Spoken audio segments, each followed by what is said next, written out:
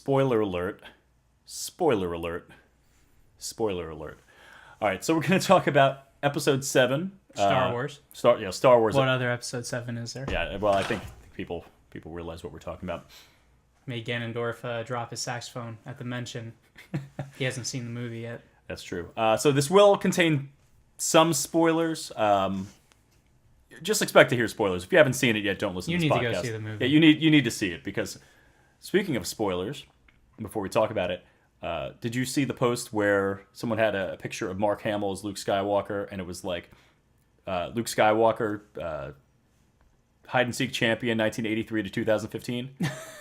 Yeah, some guy posted that like a week after it was out. Thanks a lot. I was able to figure out like 6 different plot points from that. I was like, well, obviously they're looking for Luke Skywalker, and his big reveal now is in a Facebook meme. Yep. So that was really, really annoying. And at the end, I was like, oh, it's going to be the end scene is when they find Luke Skywalker. So yeah, thanks to that guy for posting that a week after. It's real hilarious. Anyway. Sorry. Talking about the music. The music. I love the movie. I'm sure you did too. I really liked the movie. It was worth the wait. It was worth the wait. I think people who are saying it's very similar to episode 4 are correct in saying that. I think it's setting up the table for 8 and 9. Because unlike episode 4, this is understandably the beginning of a trilogy that we know is going to happen. Yeah. So obviously John Williams did the soundtrack. The majority of it. Majority of it. Well, he certainly did all the soundtrack, but there is music in the movie that he did not do. That we'll talk about that. Yeah. And I think we're both really glad that John Williams did it. It would be weird not to have him do it. I don't know what's going to happen for 8 and 9. But, obviously you want those themes in there. Your general thoughts? I love the soundtrack. Mm-hmm. I started paying a little more attention after you started bringing some stuff up. I thought it was very much, the whole soundtrack felt like the original trilogy. I thought it was very much in line. I thought all of the music fit what it needed to do very well. And digging into a little more, there were definitely some stronger tracks than others. What about you? You're the one who brought up to me that the world isn't perfect. I have. And don't get me wrong, John Williams can do no wrong. Or just hit the dislike button if you don't agree with my opinion. Right now, just hit it right now. The orchestration was fantastic. He uses a lot of those Wagnerian leitmotifs where it's like, oh, well, here comes Kylo Ren. Oh, there's his theme. Oh, there's Princess Leia. There's her theme. And that works out really, really, really, really well. Because it's big nostalgia factor, tugs at the heartstrings. You're like, oh, Luke's lightsaber. And then all of a sudden you have the, sort of the Force theme. And all of that was, I thought, fantastic. That had all the things that I wanted to hear in terms of the orchestration. My big issue is the lack of strong themes.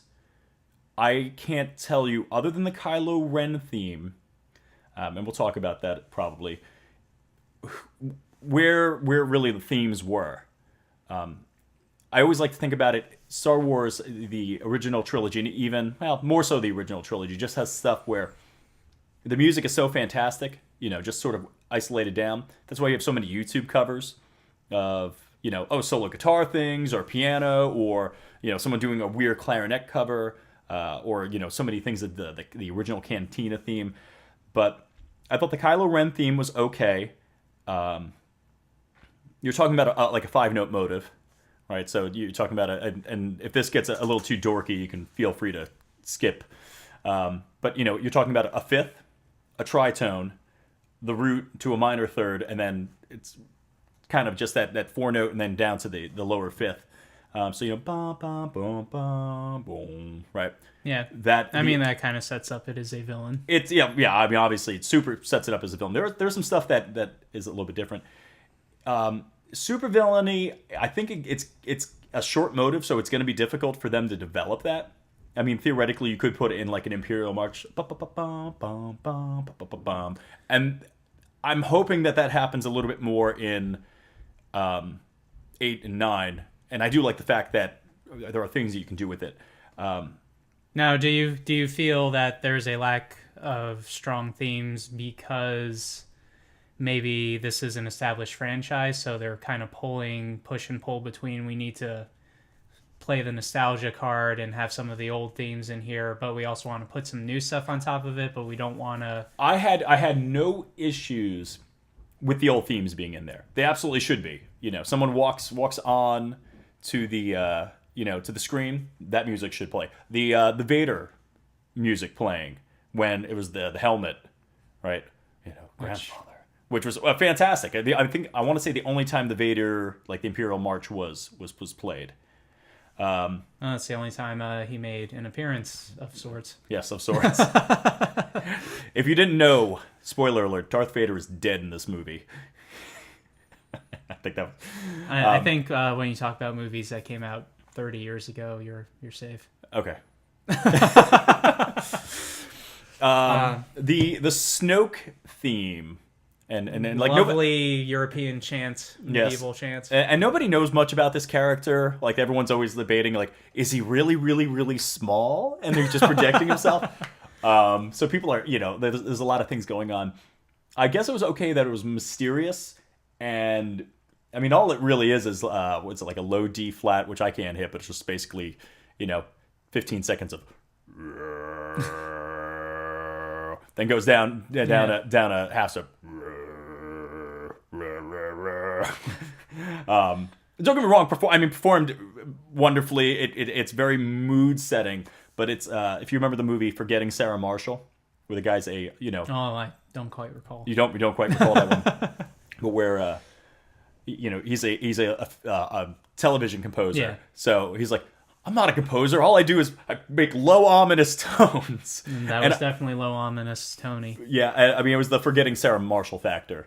I thought the Resistance theme was solid, and I like the fact that the Resistance is different than the Rebel theme. Someone can correct me if I'm wrong on that, but they are two different groups. I hear they are two different, and I do like that. It's like you have the Resistance.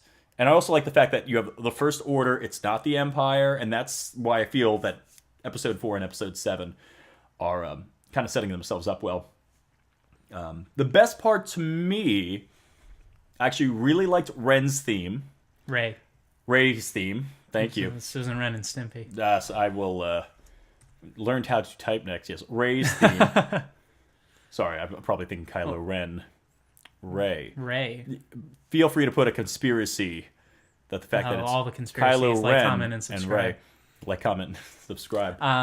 Well, you introduced to me, and I thought it was interesting how Rey's theme was very built up, heroic. This is your hero.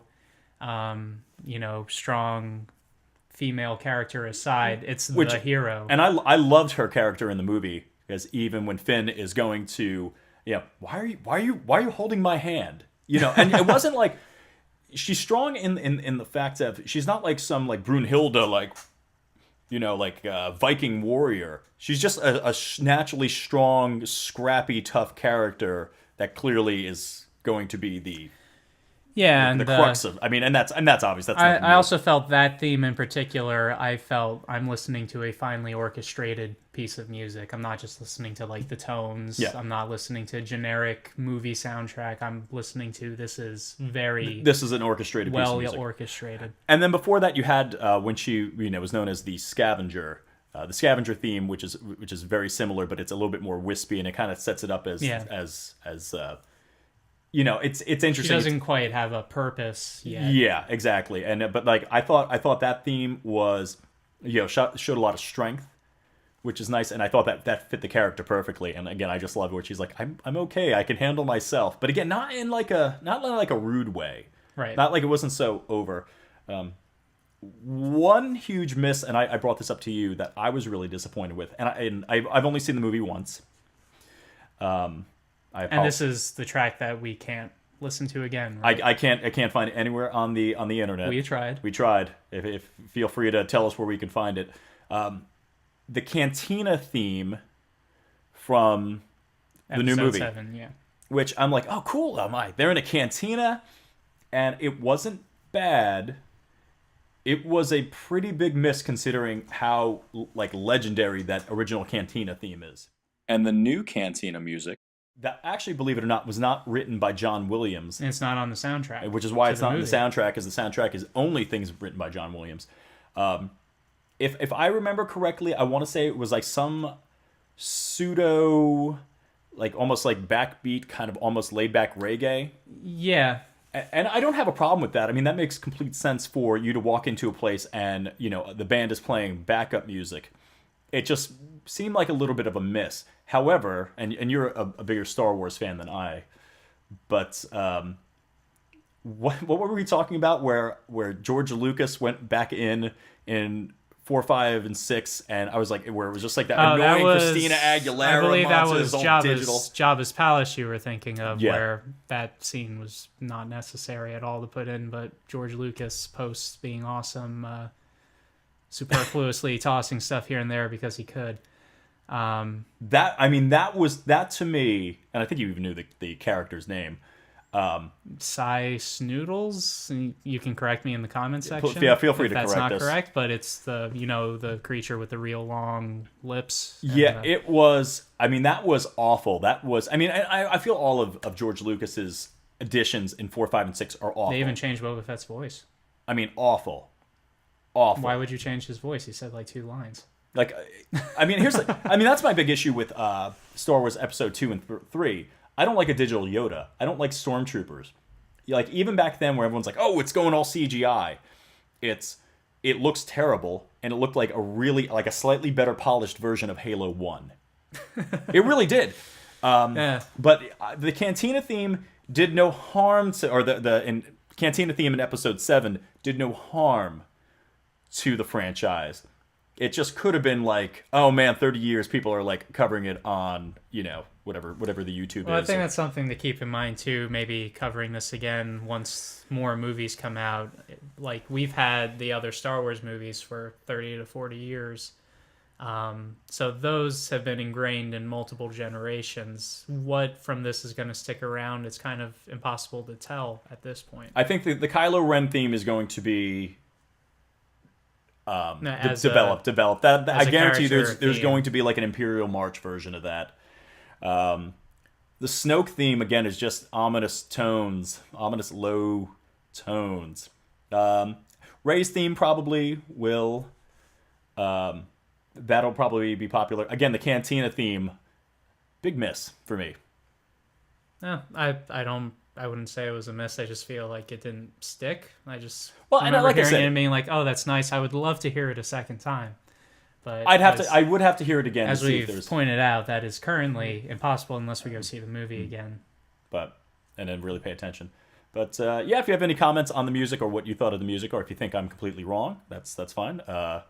Just hit the dislike button, or just comment on the bottom. Obviously, we're not monsters. Or pay a man to dislike our video. Or pay a man to dislike a video 150 times. Feel free to do that. But let us know what you think.